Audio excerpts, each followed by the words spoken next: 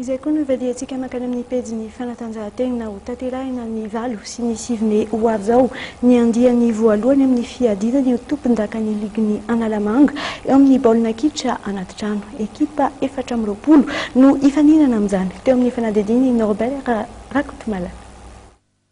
Ho fampiroboroboana ny baolina kitra anaty efitrano dia nanapa-kevitra ny ligy Analamanga fa hisy amin'izay ny fananana manaraka ny rafitra ka ho tanterahana ny valo sy ny sivy me 2024 ho avy zao ny fiadinany tompon-dakan'ny ligy Analamanga eo amin'ny taranja baolina kitra anaty efitrano. Ny accord futsal Fossa Junior sy ny ligy Analamanga no miara-miombonatoka amin'ny fanatanterahana ity fananana ity. Ekipa 420 no handray anjara amin'ny fananana. Tsy maintsy hisy ny fiofanana aloha.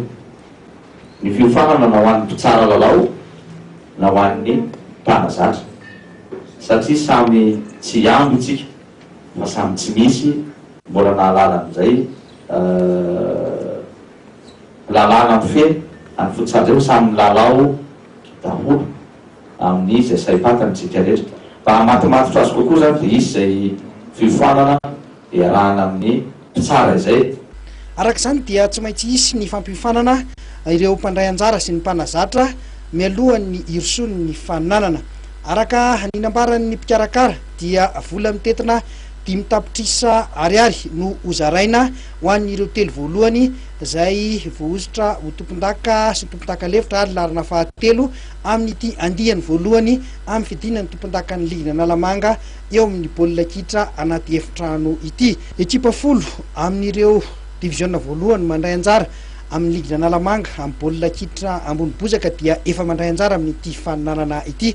Ekipa 420 no andrasana izany ka misoratra anarana eny anivon'ny ligy Analamanga izay vonona handray anjara amin'izany fananana izany. Iny pejy fanatanjahantena iny ihany koa tokolasy tokovavy no entiko manakatona tanteraka ny fampalalam-baovao amin'izao alina izao.